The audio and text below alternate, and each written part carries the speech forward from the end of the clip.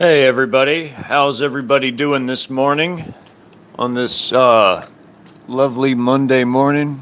Don't look too bad outside today. Yeah, just getting on here to do another impromptu live. I just felt like coming on there. The thumbnail that I picked for this is some fiat money that my attorney won me from an accident case. Well, it was what was left after I had spent some of it. Um, so yeah, I know attorneys. You know, I've had a couple wins in the realm of vehicle accidents that were not my fault. I have another case that's actually underway right now. Now, it's a class action, and I'm not supposed to talk about it, you know, attorney client type stuff because it's still underway. But um, as far as attorneys that, hey, Secret Squirrel, what's up, brother? Hey, Jeffrey. As far as attorneys go, though, I know quite a few that could direct me to attorneys that deal with character assassinations and libel, slander, that sort of thing. I'm making that known because it needs to be known that that's a very serious thing. Now, when my friend Ken said that people are playing dangerous games, you know, he was referring to similar. That I mean, it's common sense. You know, you don't want to be doing those types of things to people because it can boomerang right back around on you. Now, again, that thumbnail is, what was left of the money that my accident attorney had won me. But, I know plenty of attorneys, and I have one, like I said, well, an office, I should call it. I have an office doing a certain case for me. It's a class action, but just the same, I could just as easily call them and they can point me in the right direction. You know, yesterday was a Sunday, and I had said in my last live the day before that I was going to call attorneys if that certain thing was still up, and I think I'm going to get on that today because today is Monday. You know, most of them will be returning to work today. So I think I'm going to get on that today. I'm going to start calling attorneys. And I hope those that conduct themselves in that way have a lot of money, a lot of time, and I hope that they're ready, for the humiliation that they'll receive by their own actions. By their own actions. Not by anything I've done, because I didn't do anything wrong to anyone. I have done nothing wrong to anyone. I don't sit up here and drag people's names through the mud for things that they didn't even do wrong, because if somebody was on my channel,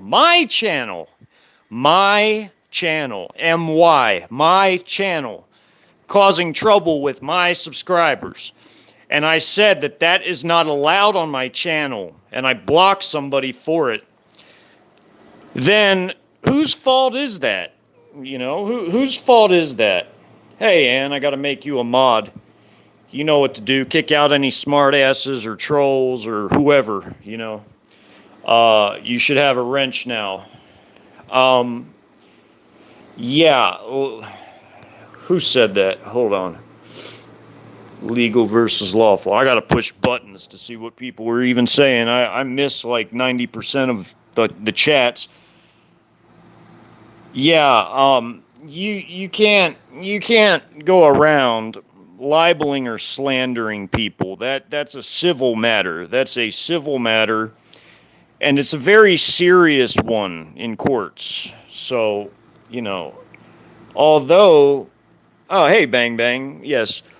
Although, hey, Michael, although I want, again, that picture is from a win from the remaining money from a car accident, like I said, just the same, I can call my different attorneys and, they can refer me to attorneys that handle libel and slander. So, if people want to play stupid games, they can win stupid prizes. And I can win me a fat prize. I can get more fiat that I can buy more ammo with or whatever, or whatever I want to buy with it.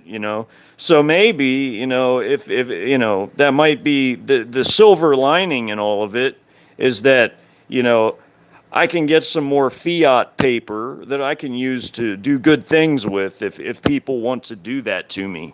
So if, be my guest, if you want to continue to be a jackass and be wrong and do wrong things, then, you're going to pay for it. You're going to pay for it one way or the other. You're going to pay for it. So people better conduct themselves like grown-ass adults and not conduct themselves like, little high school, youngsters. That this is the wider world. When you get on the internet, you're dealing with the wider world. You're not dealing with, people that necessarily are going to tolerate certain types of behaviors, that's unacceptable, So when you get on here and deal with the wider world, you're expected to conduct yourself as an adult and actually think about what you're going to say before you say it. You should think before you speak, because sometimes when you don't and you say the wrong things about the wrong people, it'll come back and take a big fat wet bite out of your ass. So, you really, really ought to watch yourselves when you get on the internet. Yes, everyone is acting crazy, Jeffrey. This all just started. It all fell into my lap about, I don't know, what was it, 2 weeks ago, a week ago? I had no idea that this type of bullshit, this type of stupid, juvenile, dumbass shit was going on. I had no clue, seriously, no clue, no idea. And it was dropped onto me because it came to my channel. So I did what I had to do, and I nipped it in the bud. I kicked off the troublemakers. They're gone. So, you know them by their fruits. You'll know them based upon, who is saying what and doing what. That they're people don't want to conduct themselves like adults, then they're going to get treated like they're juveniles, and they're going to get put in the internet corner, meaning you're going to get blocked, kicked off. And if you don't like that, then, own what you did. Own what you did, make amends, and apologize, because you're the one in the wrong. Guarantee it. If you're blocked, if you get blocked from somebody, it's because of something that you did. It's not because of something they did wrong, obviously. Obviously. Do I just go around blocking people willy-nilly for no good reason? No, I don't. I mean, what do you all think? Do you all see me just blocking people willy-nilly left and right just for no reason? Do I do that? Do I? Let me get a vote in here.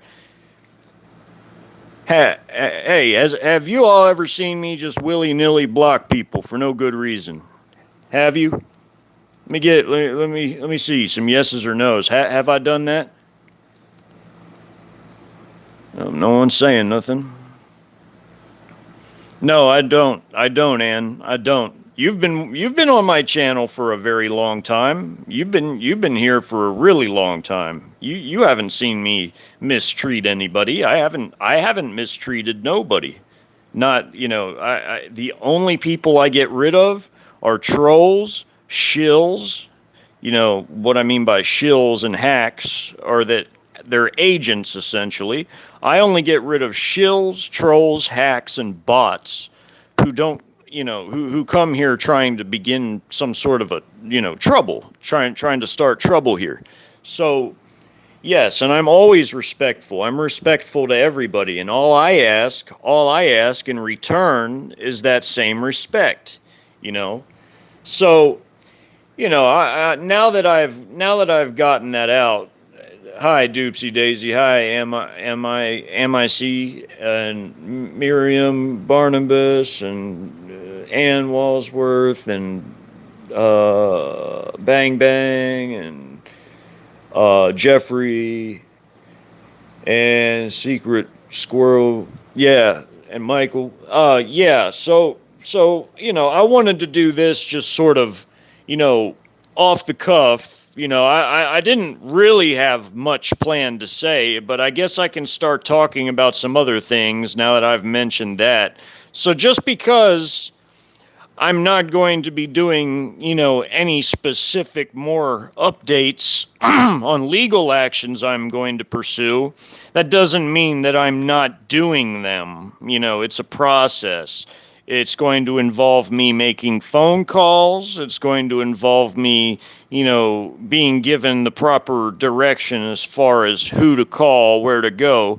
But yes, today I'm going I'm going to begin pursuing those avenues against that individual who just refused to take down that thread because I guess they don't understand that, they don't have two brain cells to rub together to understand the very serious nature of character assassination, libel, and slander and gossip.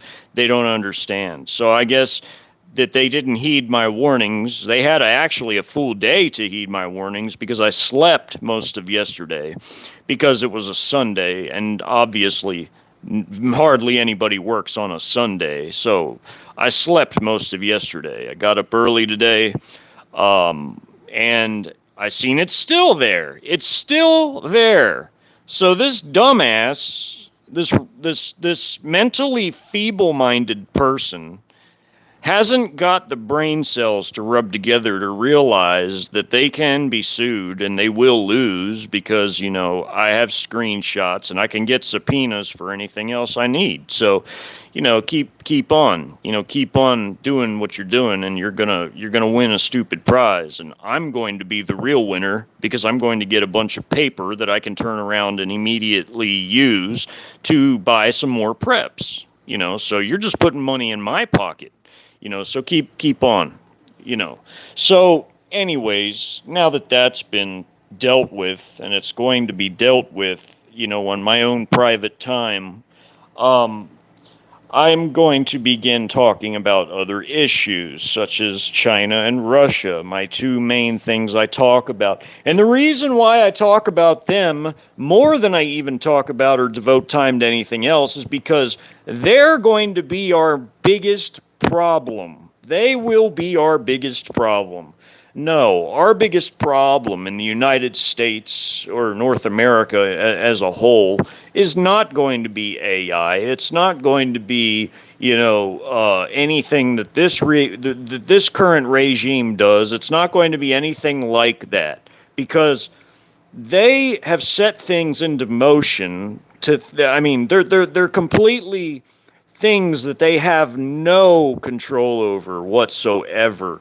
Although their PSYOP products have tried to convince everybody that that ordinary common people have no power and that they're in control of everything, that's actually not the case at all. And you can see evidence of that everywhere. Everywhere. Oh, sure. They've tried. They've tried very hard to control everything and everybody, but they can't. This is a nation of nearly 340 million people. It's the third most populated country on the earth. Now, could Bashar al-Assad control everybody in Syria? I mean, what? Syria is not even like Syria is not even like 10% of what our population is here. And Bashar al-Assad in Syria could not control all the Syrians. And what occurred? Yeah, when they had civil unrest, things sort of, later, Jeffrey. Have a good day, man. Yeah, things sort of like, hey, Lady M, you know what? I'll make you a mod too. You know what I stand for. You've been reading all my stories. You've been here with me for a long time. Kick out any smart asses, trolls, shills, bots, hacks. You know the drill. Anyway, so they cannot control a nation state of some 340 million people, and also of its vast size. I mean, the man, this nation is literally millions of square miles in size. Millions of square miles in size. Its population is a 340 million, I mean, roughly thereabouts, because you got to take into consideration all the others inside our borders, like the extra 2 or 3 million that they've brought in. That would put the number pretty close to 340 million. So this is a nation of some nearly 340 million, with millions of square miles of land, 4 million miles of roads. Yeah, tell me again, how is that going to work? How is a regime with under 3 million total personnel, and I'm counting their paramilitary forces. By paramilitary, I mean, Alpha to the Bet forces. How are they going to control a nation this vast? You know, Bashar al-Assad began the Syrian civil war with, a little bit over, what was it, about, he had about 500,000 troops, and then he had his paramilitary. I mean, it was under 1 million, but for a nation of Syria's size, how small Syria is, by comparison, those forces could have been enough to hold down an area that big. I mean, because Syria is even smaller than Iraq, which is their neighbor to the east. So Syria is about 2/3 or close to 2/3 the size of Iraq, next door, neighboring Iraq. So the Syrian armed forces should have been able to hold down Syria, but they couldn't. They could not do it. And that goes back to what I said about when our armed forces tried to occupy a landmass and a population base that are combined the equivalent of Texas and California, our two biggest states. So Afghanistan is Texas-sized in landmass, but has a California-sized population. But Iraq is reversed. It's a California landmass with a Texas-sized population in Iraq. So, combining both of them just for expediency's sake, we're going to say it's the equivalent of combining Texas and California in both landmass and population. So, again, they had major issues. We had a bigger military back then too, and it stretched us to breaking point. It was bigger and more professional and better trained, and it stretched us to breaking point. When I went during the surge, man, they really had to draw additional forces for the surge. So because they had to scrounge up a few, additional brigades to send. Because remember, troop rotation plays into long-term counterinsurgency conflicts. You have to be able to rotate troops because you can't leave the same troops somewhere forever. But we had really long tours. And the reason why the Army had the longest tours is because of the whole troop rotation issue. It was a major headache. And we couldn't even occupy all of Iraq and Afghanistan combined at the same time by ourselves. We could not do it by ourselves. We had to raise up domestic puppet regime forces, and we had to rely on some of our foreign allies. So, you can count the domestic puppet regime forces as foreign allies, of course, too. But, they were like a different sort of thing. So, no, exactly, Jeffrey. Exactly. It's not. It ain't your father's army. It ain't even my army anymore. It wasn't even the army I was part of. So it's a lot weaker, a lot smaller than it was when I went, to Iraq. So it's very tiny. It's very tiny. Michael, because they can't do it. They don't have the numbers to do it. There could never be martial law in this land. I mean, if they did it, they only effectively could occupy some major cities, maybe in like the Northeast and maybe out in California or wherever they have loyalist areas, which is the reason. Yeah, exactly, Ann.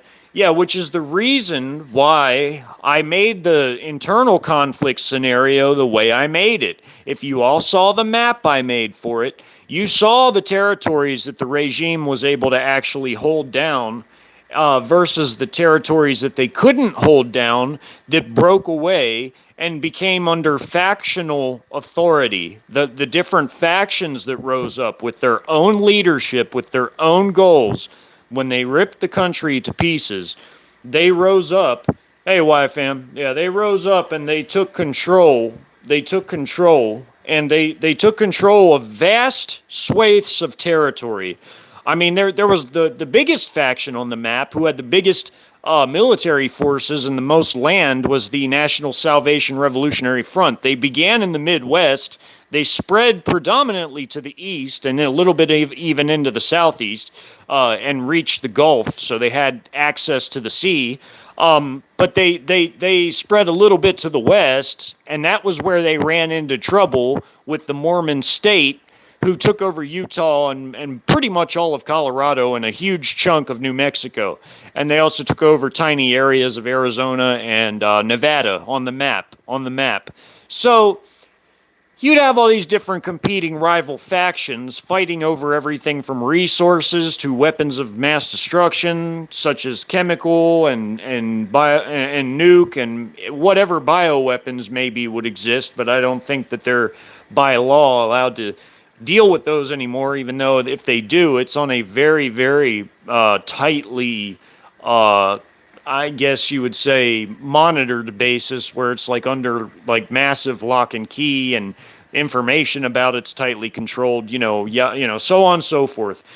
So you'd have these factions fighting over all these different things. And you saw how three of the top five biggest factions, three of the top five, or I should say top six because I forgot about Florida, but three of the top six factions obtained chemical weapons.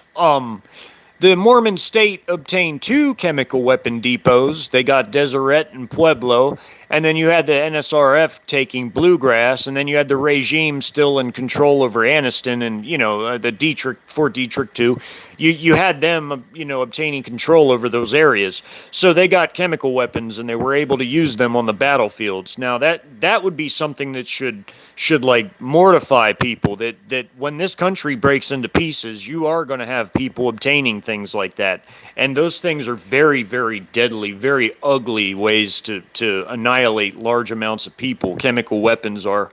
Chemical weapons, actually, out of all the WMDs, I think chemical weapons are just as terrifying to me personally as nukes. In fact, chemical weapons are a little bit worse than nukes because of because of how they kill you.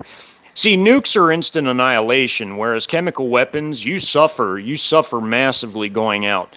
And if you can't get atropine in time from an atropine injector, you're gonna lay there just convulsing and not being able to draw in breath and just die. And it's a miserable way to die, But yeah, hey York, Jess. Yeah, but chemical weapons are nasty as far as WMDs go. But then nukes, of course, that's instant annihilation, at least for the people that are in the main blast radius. But for the people just outside of it, yeah, I mean, they might get third-degree burns or whatever. Sort of like the Hiroshima and Nagasaki victims, and they might get radiation poisoning. That can be just as bad as the chemical weapon effects, but chemical weapons are just a nastier way to leave this world. But yeah, they're both ugly, ugly weapons of mass destruction. And America has produced in its past quite a few chemical weapons. Well, to be fair, so did the Soviet Union and so did China. But Russia, we know about their love affair with chemical weapons because we know that they use them to deal with dissidents, and and that goes back to the beginning where I was saying that I talk predominantly about Russia and China because those are the biggest threats that we face. It's not nothing but that. Warfare is the biggest threat we face because that is what destroys Mystery Babylon. It's written in the Bible and it's set up even that way in the physical. It is set up that way. No, we don't have a Jetsons future. We have a Flintstones future where everything's going to go back to the Stone Age. This place will look like Iraq or Afghanistan or worse. Probably a lot worse in scope and scale. Imagine for a second that you have this humongous, this gargantuan Chi-Com force occupying this country with their Russian allies, with, whoever else they draw forces from. Imagine this whole country occupied from sea to shining sea, and you have various different FOBs and combat outposts that they're doing operations out of, just like in my stories, where they're steadily reducing everything to rubble over time with conventional weapons, just like what occurred in other parts of the world.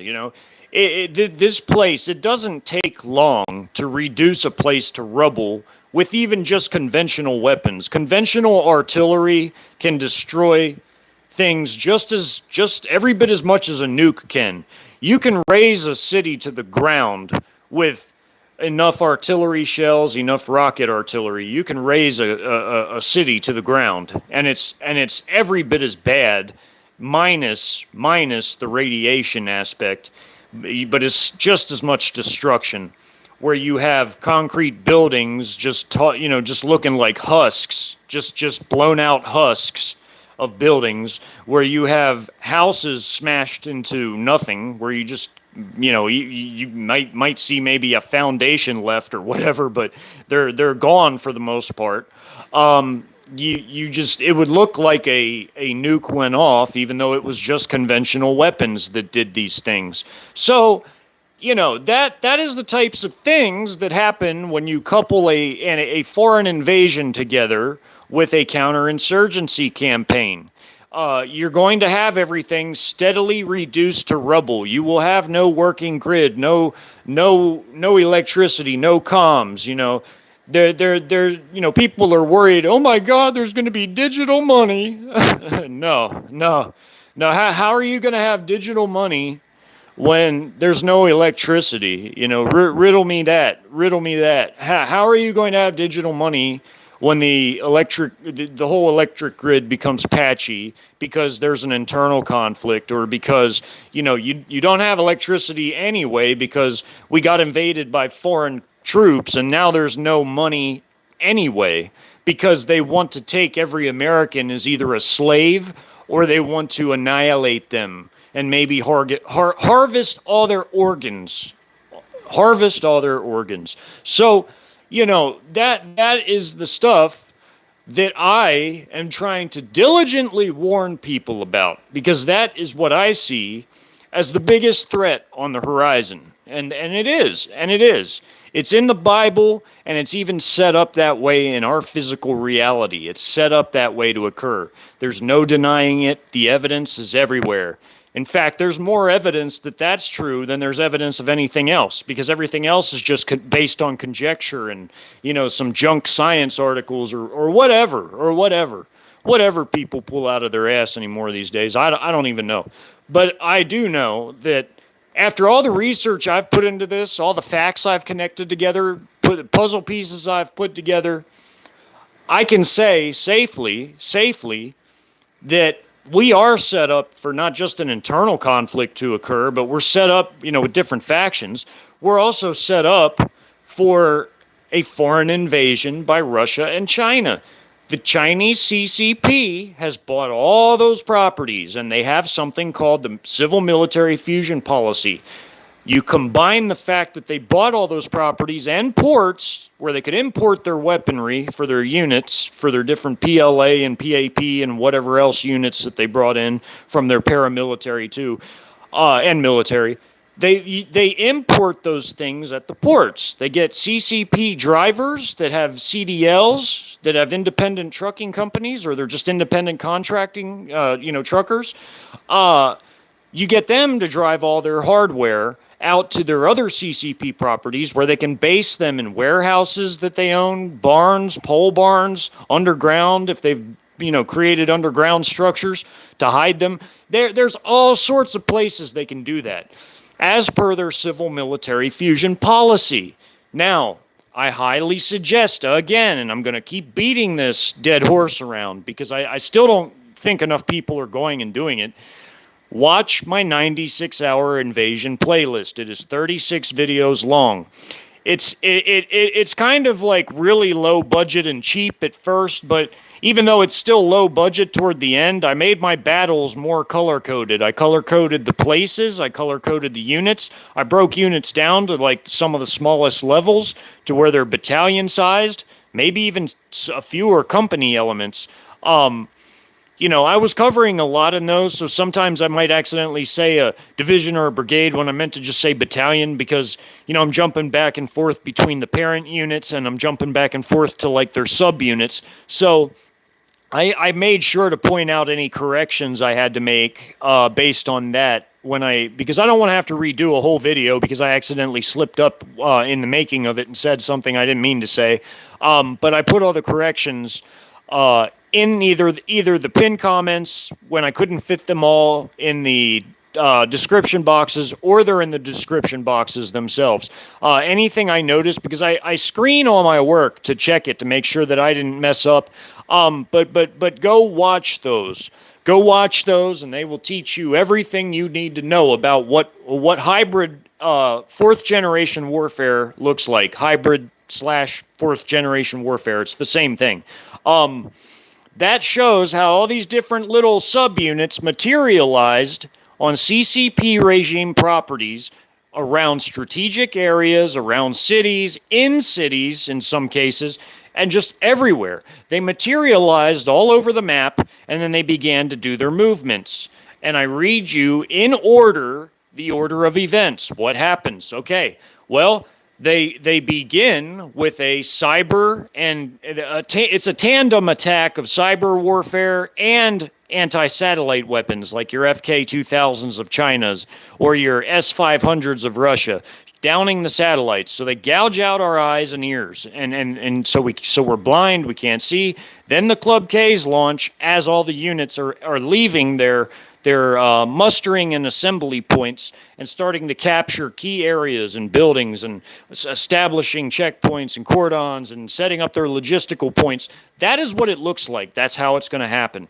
And there's enough proof and evidence that's everywhere that I've pieced together for you. And if you want, you can go and look at all my past shorter videos where I illustrate all of it in the description boxes and in the audio parts of the videos. I type out very, very good description boxes in all my shorter videos because I couldn't fit everything within the actual video part itself. So I would type out very descriptive, good description boxes. And a lot of times the description boxes had better info than even just the audio part did. So I suggest if people want to go learn more about the civil military fusion policy, hybrid warfare, go watch my 96-hour invasion documentary. It breaks it down. It shows you videos that tell you how it works with the hypothetical part of it, where there's hypothetical battles that show how it looks on a map with real units plugged in, with even civilian partisan units plugged in. Everything is in it. Everything that would happen. So, yeah, go and watch that. Then you can watch the Pacific Northwest documentary, which is even shorter. It's only 10 videos, you guys. It's 10 videos with good description boxes. That's also hybrid warfare, but that one is more about terrain, whereas 96-hour invasion is more about how they go for like human settlements and key infrastructure and installations. That's more about that, and roads and invasion routes, whereas the Pacific Northwest one is about mountain warfare and all the different terrain and how it affects and topography and how that affects military movements. So coupling the Pacific Northwest and the 96-hour invasion one together. Remember, I never did one for Texas because that would have been too huge with all the different forces coming up across the border, with all the huge numbers of Trojans in Texas, New Mexico, and Oklahoma, as well as the large American military forces and armed, civilians that would no doubt, be reactionary and try to fight back. So that would have been a humongous series of battles I would have had to do just on Texas and Oklahoma and New Mexico. So I didn't do one for that because it would have been too big and it would have been involved way too much time. So just watch the 96-hour invasion one. I did one for a lot of different regions in that one. It gets the idea across of what a coastal area looks like and what a deep inland area looks like, because I showed what Missouri looked like during the invasion, which is deep inland. Then I showed coastal areas like Florida and Virginia and Maryland and all that. So you can go and watch that. My stories even have some different areas in those too, in the stories, which show what conditions look like on the ground, because I showed Phoenix, Arizona as an example of a major city in my second story. It's that I typed out in my community tab. It's called News Story Invasion. I showed what a tertiary, highly rural area looks like in my first story, which is my longest one I ever did, and it's called Realistic Preparedness. And that one is about Broken Bow, Oklahoma. And that's a very, very rural, out of the way type of area. And that shows what those types of areas will be like. Then I did my third one from the invader's perspective, from different Trojan and external units that crossed the border, and the Trojan ones that materialized inside the country. I showed what different aspects of the invasion would be like from their points of view. And then my last story, it's only two parts. It just shows what a Chinese special forces operation was like to go after a partisan leader late in the occupation. So I made all of those things to give you sort of an idea of what that type of thing is going to look like and move like and be like. The stories go with the maps, the map battles that I made in my documentaries, my video documentaries. So the stories and the videos kind of go together. They're part of the same timeline, just different places, different people, different points of view, because the map battles are more of like an overhead map level view, and the stories are more of a street level, in your face, like action happening around people sort of thing that it shows it. And then of course in my community tab story review, that's just a review of important things that were in the community tab stories that people should have paid attention to. It'll teach you about tactics. If you're patient enough to sit through that, it'll teach you about tactics. It'll teach you about sanitation in the field when there's no electricity or grid. It'll teach you about how to be a nomad or semi-nomadic, semi-nomadism and nomadism, and it teaches you about how logistics affect military operations towards the end, and also how it affects partisan operations. So it gives you both points of view so that you have a full, clear understanding of what this type of thing looks like and how it would be, based on the foreign war doctrines and based on how the partisans, the American people that would survive it, would be reacting to it. So it's a huge education. It's a huge crash course on all that type of stuff. It'll shatter a lot of misconceptions that you may have about those types of things. It'll shatter a lot of misconceptions. So you should really go watch those things if you really want to learn about it. If you're really serious about learning, you really need to go watch those things. It's very much more important than current event stories. Current event stories are mostly garbage propaganda stories anyway. So if you want to learn about real things and how to better your own preparedness and your own mental awareness to be effective in the first place, I suggest you go and watch those, all of them. And also watch the internal conflict one that I just got done with. My project I just finished. It's a 5 video project. It took me 5 live streams to make so I could fit it all. And I wouldn't have to make a ton of tiny videos. It would take forever to do. So I'm done with that. It's a 5-video documentary on the internal conflict, and I have documentaries on the invasion stuff that are older. They're older works, but they're still very relevant. They're always going to be relevant, and I hope people take that serious and go watch it. But basically, I'm done yapping. Anybody got anything to say? Let me see who's talking here. Gotta refresh it. Who's all in here? Hey, Nixie, I see you. I don't see anybody else right now. Hold on. This thing's really screwing up. Oh, hey, Jen. Hey, love. Hope you're doing good. Wife fam, Lady M, and who else? Jeffrey. Oh, you're still here, Jeffrey. Michael, I see you. Bang Bang. Silver Lining. Oh yeah, thank you, Silver Lining. Thank you. Yeah, I'm glad that you understand how serious it is and how important it is. It's very important. Chemical weapons are nasty, Y-fam. They're ugly. They're very ugly. That's an ugly way to kill people. It's very brutal. It's nasty. It's a nasty way to kill people. And large amounts of them too. Like Saddam, how he gassed 200,000 Iranians on the Al-Faw Peninsula in one day. That's what brought Ayatollah Khomeini to the peace table with Saddam Hussein, is because he just gassed all like 1/5, like literally 1/5 of the Iranian armed forces in a single day. They were all on the Al-Faw Peninsula trying to drive up toward Baghdad. Well, Saddam put a stop to that with chemical weapons, killing all of them. Then he took their helmets to celebrate all their death and put it cascading out of his crushed scimitars in Baghdad that his troops used to march under. It was a really macabre way of like celebrating his victory and their death by gassing. We sold him a lot of that VX he used too. He didn't make it on his own.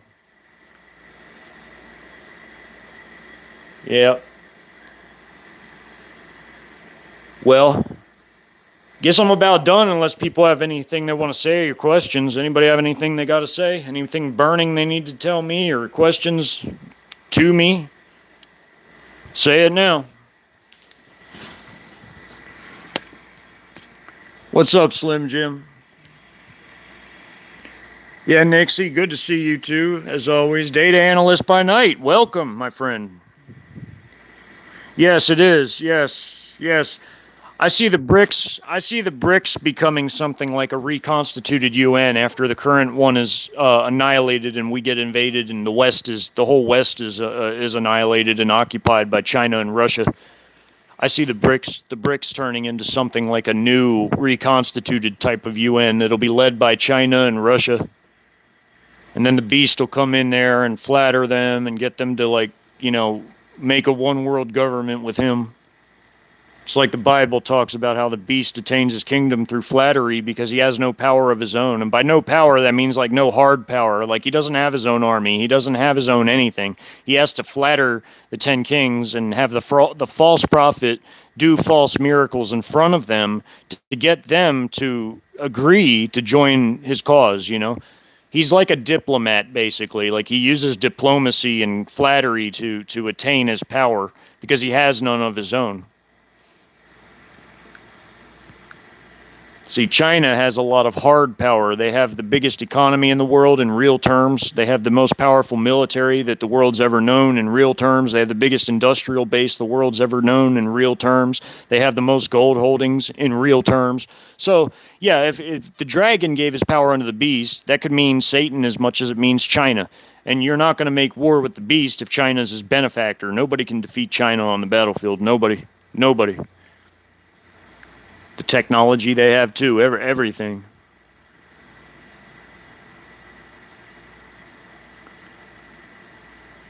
What's up, Angie? What's up? Yeah, Yeah, Jeffrey, this is I wouldn't even worry about it, man. I wouldn't even worry about it. Yeah, it is sort of related to that. So is cowpox. So is all the other poxes. They're all kind of related. They're all like a skin type of a disease where it manifests in the skin and blisters and other types of things. I wouldn't even worry about it though, man, because you see when a lot of these people took this certain abomination, it was already encoded with all kinds of different maladies, I'll just say, and that it's mostly going to be them that have to worry about that sort of thing, not regular people. I mean, not unless you're just like, intermingling with those types to the point to where you're like swapping body fluids, which would be nasty. But I wouldn't even worry about it, bro. Don't even worry about it. It's all a bunch of BS hype. A lot of this stuff is just hype. That's what I was saying this during the stream. A lot of these stories are just hype stories. They're just remember they can propagandize people at will. There is no Smith Munt. They can convince you of realities that just aren't even close to the actual true reality. Like they can use dis and misinfo. There's a lot of big gatekeeper channels that play a role in that too. You know who they are. If you have the eyes to see, you know who they are. You just have to beware and be leery of all of them. I'm not going to name drop. You all have common sense. You all don't need to name drop. You all know what the deal is. You all know what the deal is. So, you know, be respectful of my channel and don't name drop on my channel either. I don't want any more of that. Let's all be adults. If you know somebody's doing wrong, just walk away from it. Walk away from it. It's that easy. It's just that easy. All you got to do is walk away from it. You ain't got to have no part in them. And if they do wrong to you, sue their ass. Sue them. Sue them. Take screenshots of everything and turn around and sue their ass because people have no business doing that. It's time we police up our Christian community and we cast out the false Christians and we handle things like adults. We do what we have to do. There is a such thing as you can use the civil court because libel, slander, and character assassination are real things. If someone's actually doing that to you in such a way to where they're trying to go and convince others of things that are untrue in public, well, well, hey, if it's untrue, you have the legal grounds. I'm not endorsing or supporting this system at all, but I'm saying you can use certain things to your advantage. To your advantage. That's what my screenshot is supposed to illustrate. It's supposed to illustrate that. If you're smart enough, you can take something that isn't good and use it for good if you're smart enough. So that's all it is. You got to use your head, everybody. You got to learn how to use your brain. Seriously, that's all I've ever wanted with this channel was to get people to think for themselves and to share my research, my personal beliefs and thinking, my research that corroborates it and shows how I piece and analyze things and piece them together into a bigger picture. I want everybody to be doing the types of things I'm doing. I want everybody to go and look at things and be it current events things, go pick those apart, see what matches reality and what doesn't with real facts and figures. And to find real facts and figures, I'm not talking about going to Google. No, you all need to use like independent sources and search engines and compare it with all kinds of different sources. You can't just look at a couple sources. You have to devote days and lots of energy to this type of research, which I have. I can do that. I'm retired, but you got to really, really think. I'm trying to make it easy for people. You got to think. You got to go do your own independent everything. And you've got to use those facts you find to refute or refute or dismiss or either corroborate what you see that happens in reality. If you see something that's being reported, you can either corroborate it and show it to be true with real facts, or you can refute it if the facts state something to the contrary. And a lot of common sense also goes into that too. You have to have common sense to begin with. So yeah, you gotta have discernment, common sense. You gotta be able to know how to do proper research. Proper research, not just like willy-nilly, oh, I'm going to go Google something and the first thing I see is what I'm going to go with. No, no. That's not research. That's not research. You got to do a lot of reading. You got to do lots of reading. If you don't like to read, well, it's on you then. But you better be ready to do a lot of reading if you're a real researcher. You better know where to look for facts, how to look for facts, how to overlay information so that you can find overlapping information. You better know how to do all of that if you're going to do real bona fide research. And then you got to know how to be an analyst and piece together puzzle pieces. If you can't do those things, then man, you're just lost. You're just lost. You're lost in the sauce. You're going to be easy to convince of whatever they want to convince you of. You're going to get caught up in hype, and you're going to get freaked out by every little thing. And I'm tired of seeing that happen to good people. I'm tired of seeing that happen to good people. I want good people to go and do their due diligence and learn how to research things properly. So that's why I do what I do, and I share what I do with people, because I want to make it as easy as I can for people. But it's up to you guys. It's up to you guys what you want to believe and what you want to go with. You want to ride on a bunch of hype, or do you want to ride on some actual independent research? And it's up to you. And I want you to. I really would prefer. I want if people would go and do those things. But if I understand if people don't have the time, because a lot of people don't have the time, which is why I try to make it easy for those people. But for those that do have the time, man, y'all need to be going and doing research. Seriously, stop getting caught up in hype. Go do research, and you can easily disprove like basically all the propaganda. It's easy to disprove when you know how to do it. So I've said all I've needed to say for today. Who else is in here? Yeah.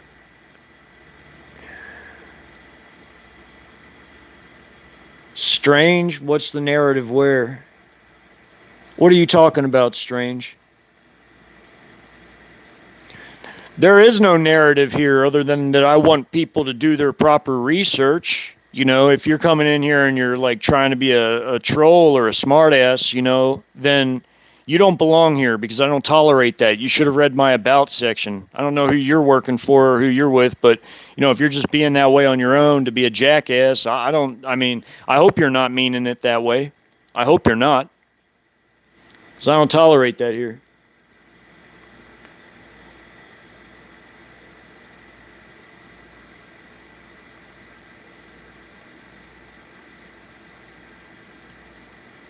Data analyst by night. What are you saying? Oh yeah, I saw your comment. All right, y'all. Well, I'm gonna get off of here. Y'all be blessed.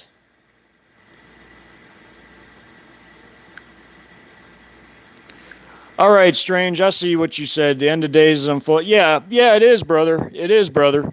My channel's a small channel, man. I wasn't trying to go after you, like accuse you of nothing. It was just the way you said that. I thought that you were trying to like be a troll or something. I'm sorry about that. If I'm in the wrong, then I'm big enough to apologize for it. I'm big enough to apologize for it. And that's a shame, because a lot of people in our community aren't. They're not living by any example. They're just doing what they do. They're not man enough or woman enough, if they're a woman, to apologize for the wrong they did to other people. But I'm big enough. I can do that. I'm sorry, Strange, if I offended you. I didn't mean to. I just didn't understand how you were framing things. I thought you were trying to say that I was, trying to do something wrong or something. That's not my intent with this channel. My intent is to give the best possible information that I obtain from my research and analysis. That's what this channel is. It's all it is, man. I'm just some guy. I'm just doing research and analytics. Research and analytics. That's all this channel is, and it's a Christian-friendly one. So, yeah, it's Christian-based. It's not a Christian channel per se, but it's a Christian-friendly channel because I cater to that here. But I do it with real facts and figures that back up the Bible. So that's what this is. So, and that's my kingdom work I've gotten from God. It's a small channel. It's never going to grow beyond 3,000. You know, at this point, I don't care. You know, it is what it is. I'm shadow banned, and it's obvious because my numbers have hovered around the same amount. Well, why do you think that is? It's because they want these big channels to perpetuate their lies because that's what they do. These big channels that are allowed to get really huge, they perpetuate a bunch of fraud. And, you know, I'm not naming no names. Y'all can figure it out. But, you know, I'm down here at the same numbers I've been at for like over a year. And it's been over a year. I've hovered around the same numbers, same exact numbers. Why do you think that is? Why? Why is that? I'm saying something somebody doesn't like, you know? My channel ain't never going to get beyond 3,000. So, and that's a fact. They continually shave numbers off and it shows. It's obvious. It's obvious to anybody that pays attention. It's obvious. So, all right, I'm getting off of here. Later, y'all.